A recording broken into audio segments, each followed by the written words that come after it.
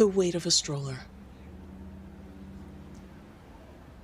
In the golden haze of a July afternoon, 3 friends, Lila, Mara, and Sophie, piled into Lila's hand-me-down convertible, the top down, laughter spilling over the hum of the engine. They were Peninsula girls, raised in the quiet sprawl of suburban cul-de-sacs where life felt safe and predictable.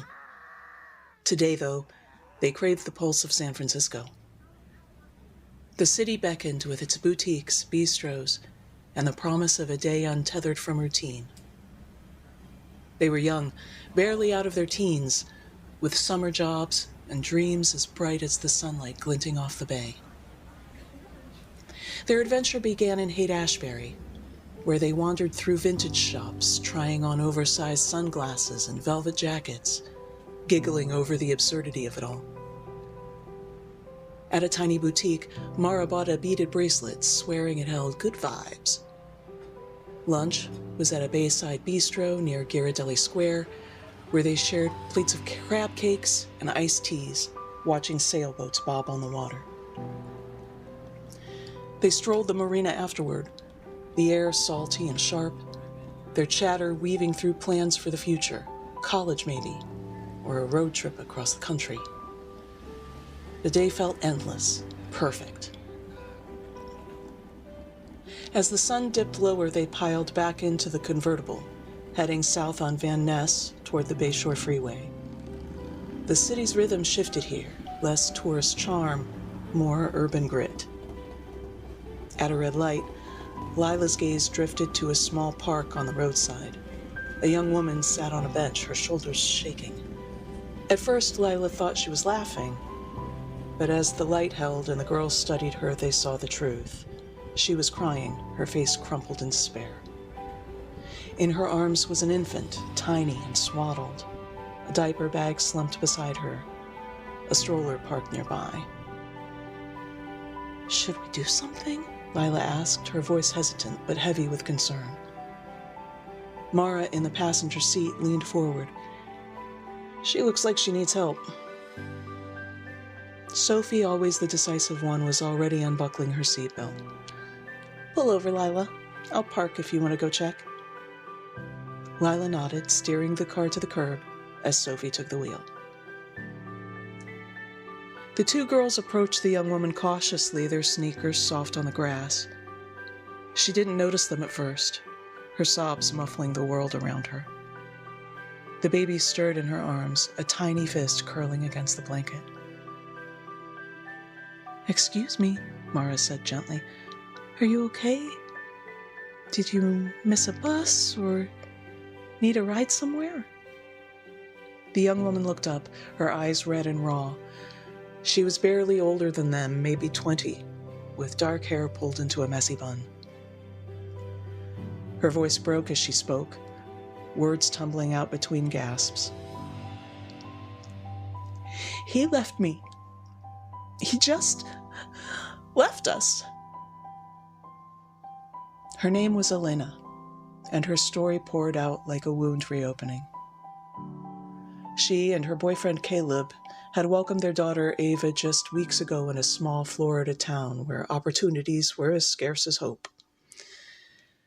Caleb had spun a dream of a fresh start in California, saying a friend in San Francisco would take them in, help them build a life. They scraped together what little they had for Greyhound tickets, enduring a grueling week-long journey across the country with a newborn. When they arrived at the Transbay terminal, Caleb called his friend, and soon a beat-up sedan pulled up. But the friend, a wiry man with a tense jaw, seemed off, agitated, his eyes flickering with something like anger. At the friend's apartment, Elena felt the air grow heavy. She was left alone with Ava, while Caleb and the friend disappeared into a back room. Harsh words filtered through the walls, muffled but sharp. She caught fragments. "You never said anything about a baby," and "You lied to me, man." The truth unraveled. Caleb had been living a double life, hiding Elena and Ava from this supposed friend. When the two emerged, their demeanor had shifted unnaturally, smiles too wide, voices too bright. They suggested a trip to the store for supplies. Elena, exhausted and trusting, went along. They drove past grocery stores, the city blurring by, until they reached a supermarket farther than seemed necessary. Inside, Elena pushed Ava's stroller through the aisles, picking out formula, wipes, diapers. Caleb and his friend wandered off, grabbing other items. Then, suddenly, she was alone. She searched the store, her heart pounding, only to find the parking lot empty, except for an oil stain where the sedan had been. Caleb was gone. She had no money, no phone, no one in this sprawling city. Just Ava, the stroller, and a diaper bag.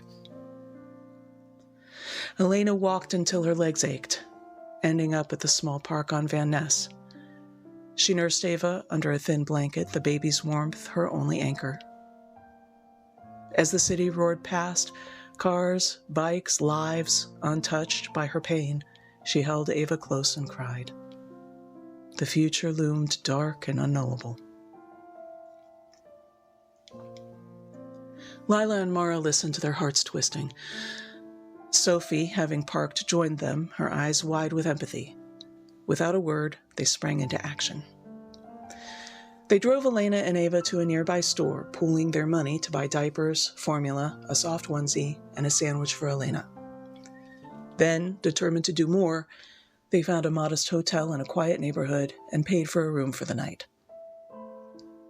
In the room, they sat together, passing Ava between them, her tiny breaths a fragile thread tying them to this moment. Elena's gratitude was raw, but so was her fear. The girls felt it too. A shared anger at Caleb's betrayal, a resolve to not let Elena face this alone. "We'll come back tomorrow," Sophie promised, jotting down the hotel's landline number. "You are not alone, okay?" Elena nodded, tears spilling again, but this time there was a flicker of hope. The next day, after their summer jobs, Lila at a bookstore, Mara at a cafe, Sophie at her dad's office, the girls reconvened. They called Elena, who sounded steadier, though the uncertainty in her voice lingered. They visited, bringing takeout and more baby supplies. Ava cooed, oblivious to the weight of her mother's world. The girls brainstormed, their suburban optimism clashing with the city's harsh realities. They gave Elena some cash for food and small necessities, promising to keep searching for solutions. On their day off, the girls enlisted a friend, Ethan, known for his knack for problem-solving. Then they split up. Lila and Ethan focused on practical needs like a car seat, while Mara and Sophie researched shelters and services. The system, they learned, was slow, bogged down by wait lists and bureaucracy. A social worker suggested contacting churches, mentioning a ministry for abused women and mothers. Mara and Sophie tracked down Sister Margaret, a nun whose quiet authority came through even over the phone. After a series of calls and interviews, first with the girls, then with Elena, the nun delivered the news. Elena and Ava could enter a protected program, but it required absolute secrecy. The program's safe house was hidden, guarded by a network of volunteers who used counter-surveillance to protect residents from abusers. The girls were given precise instructions. The next morning, they were to drive Elena and Ava to a convenience store across town, transfer her belongings, say goodbye, and leave immediately. No lingering, no contact afterward. The program's safety depended on it. At dawn, the girls picked up Elena. Ava nestled in her new car seat. The drive was quiet, the weight of the moment pressing down. At the convenience store, they followed the instructions to the letter. Lila unfolded the stroller. Sophie handed over the diaper bag, now stuffed with clothes, toys, and a new backpack filled with care. Ethan stood back, his usual confidence softened by the gravity of the goodbye. Elena's eyes shimmered as she looked at her unlikely saviors. "I don't know how to thank you," she whispered, clutching Ava. "You gave me a chance." They hugged tightly, kisses pressed to Ava's tiny forehead. Then, as instructed, the four climbed into the convertible and drove away, the rearview mirror framing Elena's silhouette until she vanished. The city swallowed her, as it does so many. For days, weeks, years, the girls wondered about Elena and Ava. They returned to their peninsula lives, their friendship forever marked by that week in July. The uncertainty lingered like a dream half remembered, both painful and precious. Now, years later, they imagine Ava no longer an infant, but a girl older than Elena was then, running through a world they hope is kinder. They hold on to the hope that their fleeting act of compassion rippled forward, a light against the city's indifference.